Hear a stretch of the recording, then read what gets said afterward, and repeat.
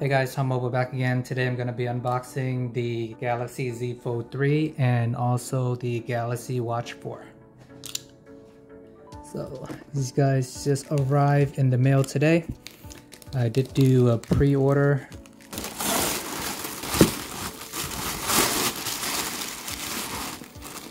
As you can see, it is super protected and well wrapped.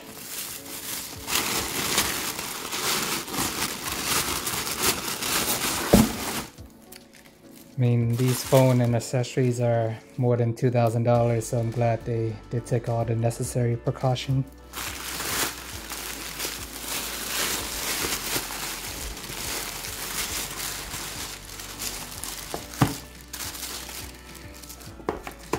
All right, here they are.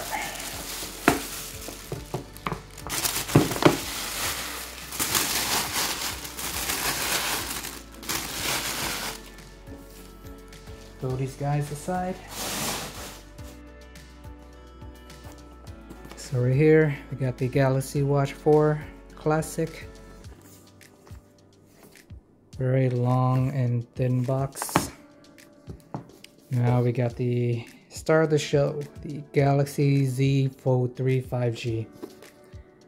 So this bad boy is $1,800 bucks, $200 cheaper than the previous version, and a lot of noteworthy upgrade. So the box is pretty wide but thin. Inside we're probably just expecting the phone and a cable at this point. And just for size comparison, here's the size of the Galaxy S21 box. This is the standard version. It's actually a little bit taller. And here's the Galaxy Z Flip, which is lengthwise a little bit taller, but overall, Galaxy S21 series is where you're going to get the best camera, overall specs and everything like that. We got the Z, this is the new phone. You want more screen real estate and get a tablet experience on a smartphone, this is the one. And for the Z Flip, if you want less space, easy to bring around and put in your pocket, easy to fold and store, put in purses and anything like that, that's going to be the one. And the S21, this is the basic version. This is probably the one that is going to be the best fit for most average consumers. It has all the high-end specs you're looking for, a good camera. So put these aside for now. Start off by unboxing the Galaxy Watch 4. Actually recording this video on the Galaxy Z Flip just to test out the video quality.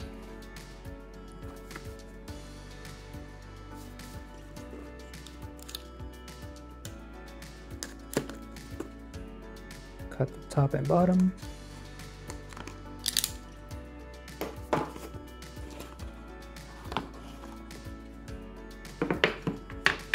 So we got the watch here on the left.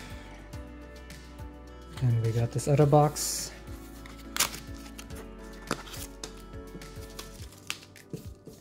Quick start guide.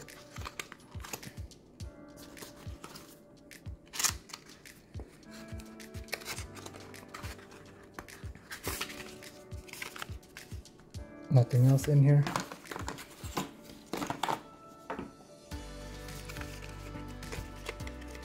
Assume this is the charging cable. A little magnet thing. I wish they could find a way to make a USB-C or some type of standard charging rather than carrying this one specific charger around.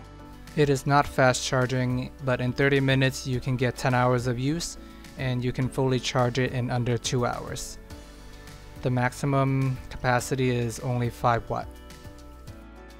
If you have like one of the newer Galaxy, you can use the back of the phone to charge the watch. So those are some alternative options if you don't extra ones to carry around. But this will probably be the most efficient and fastest way to charge. Now we got the actual Galaxy Watch 4 Classic. So here's the watch. It's actually a little bit bigger than I thought it was going to be. I know it's thinner than last year's model, but overall I do think it's a little bit thick. This is my first time getting my hands on one of these. Went for the silver version, boot it up. The strap is kind of like some silicone material. There is a big sensor in the back. This watch, they do have the body composition analysis. And I'll just throw it on real quick. Just got some average size wrists. Alright, there it is. I'm a righty, but prefer to wear it on my left hand. I don't know, this color is okay. Just a grayish white color. Not sure it's gonna get dirty over time. It looks nice so far, but I'll test it out for a few weeks and give you guys the full review. Now I'm gonna unbox the Galaxy Z Fold 3. Here's the front of the box. Bottom just got the code. On the side just got the name. Top nothing. Side Samsung logo. Back just some more information. And without wasting any more time, let's jump right into it. Cut there. Cut here.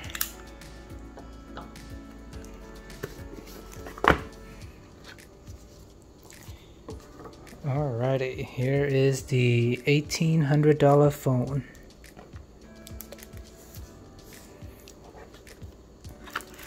It is big, but not as big as I thought it's gonna be. Here's the back. Put it aside for now. And got another little box here. Double USB-C cable. Quick start guide. SIM ejector somewhere. Oh, SIM ejector. QR code if you want to learn more about the device. And that is it, my friend. $1,800 phone. Basically all you get out of the box is phone and cable these days. At this point, they assume if you can afford an $1,800 phone, you can buy another charging brick if you need it. Other than that, you should already have plenty of them laying around at this point. But we will not debate that any further at the moment. Support fast charging up to 25 watt. Go ahead and unwrap this.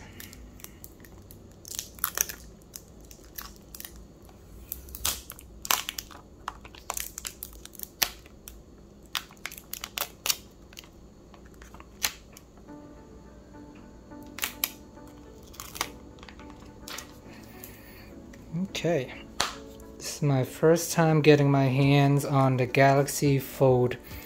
I did not try the last two generation, but this is the third generation and it's a lot more defined. I assume this is the power button. Yep, here it is. I do like that they are bringing back the fingerprint sensor. I feel like the on-screen one usually do not work as well. Okay, so now I did log in the front and the device is booting up.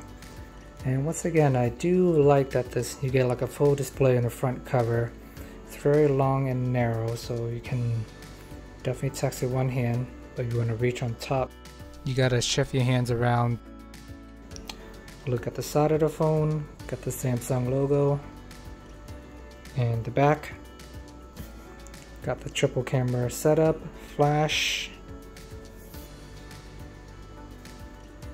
On the side, got the volume rocker, top and bottom, power button slash fingerprint sensor. I think it defaults as a Bixby button if you hold it, but you can change it to the power button if you want. A SIM card tray. On the bottom, we got the speaker grill, USB-C, mic, and as you can see, the phone does not close completely. There's a little gap there. And I assume there's like a magnet or something on this end that allows it to clamp down. Pretty satisfying sound though. Top of the phone, got another speaker, a bunch of more mics. Can set up the rest of this phone. While I was doing that, we'll open it up. Alright, this is actually very satisfying. It's a nice big screen.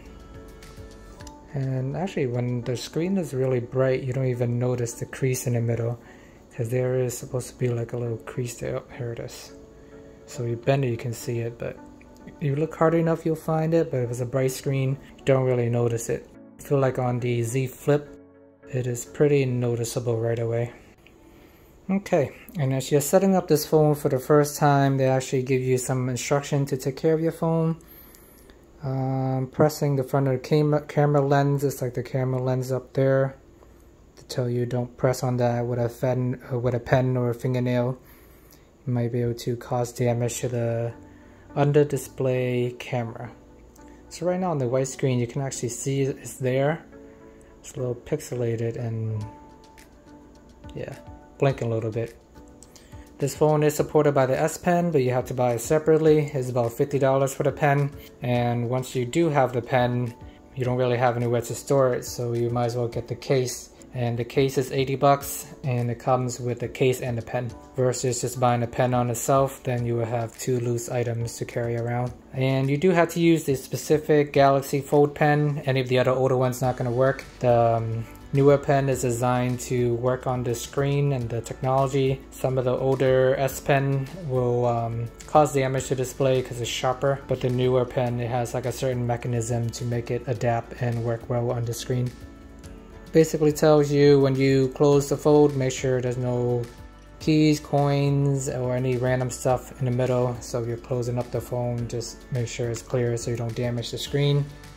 This phone is not dust resistant, it does call that out, but it is water resistant. It should be able to sustain a little bit of water when you're washing your hand, rain. I wouldn't go to the swimming pool with it, but it's enough to withstand a little bit of water. And it also tells you specifically, do not remove the film on the screen. So if you look closely, they did put a very thin film on top. In the past, when you buy a phone, it comes with like a pretty cheap screen protector that you can peel off. They're telling you now up front so you don't peel it by accident. I know in like the previous generations, the Fold 1 and 2, some of the other tech reviewers, they saw the plastic wrap, they peeled it off, and then they damaged the phone. And last part seems pretty basic at this point. Has magnets, NFC, so keep your credit card and anything to have magnet in it away from this so it don't cause damage to the card or the other device. So we'll hit next and we're all set up. Okay, so here's the front of the phone. We'll give it a few minutes to kind of boot up, start installing all my apps, and I'll close it up. And it's actually not as big as I thought it was going to be. I mean, it is a little bit bulky, but at the same time it's easier to carry one hand. Can even like reach around and yeah, touch my finger on the other end. I know some of the other iteration of the folding technology is the last one I used was LG V60, is more of a phone case, and that was a lot bigger, more difficult to handle because it's wider. And as you can see on the front display, there's actually the old-fashioned hole punch camera. Those tend to be better anyways. The under display camera is a newer technology right here, and that's something, I know, it looks nice in theory. Samsung's trying to give you more screen real estate, but in terms of the camera itself, this one is not that good. Like I mentioned before, it's a little bit newer. I'm pretty sure over time it's going to get better, but for now it's more pixelated, and it's there just to be there if you do any video calls or anything like that. You can use that, but you do got like the front selfie camera. This is probably the better one to use if you want to take any selfies. And also we got these bad boys right here. They are decent Galaxy camera. They're not the next upgrade or anything like that, but it's more than serviceable. It's not going to compete against like the iPhone 12 Pro or the Google Pixel or anything like that, but Samsung in the past have pretty reliable camera in the S series. So this doesn't match up to like the highest end one, even on like the Galaxy 21 Ultra and everything like that. But at the same time, it's more than serviceable. But the reason for this phone is to get the big screen, the tablet feature, and yeah, here's what it looks like from the bottom, opened out. On the other side, here's the top.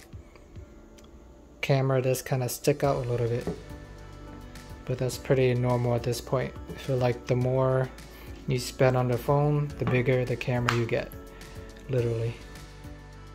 This has been my first look at the Galaxy Z Fold 3. I'm gonna play with this for a few weeks and then give you guys my full review. Let me know what you guys think about this phone. Me personally, I think it feels good in the hand. It is definitely an expensive phone, but it feels very premium. It is heavy, and I do like having the tablet size screen in my pocket whenever I do need it. And on the front of the screen, I do like being able to use the small display if I don't feel like opening up the phone. So this one have a lot of potential. Let me know if you get the Galaxy Watch 4 as well. Thank you for watching. Please like and subscribe, and see you guys next time.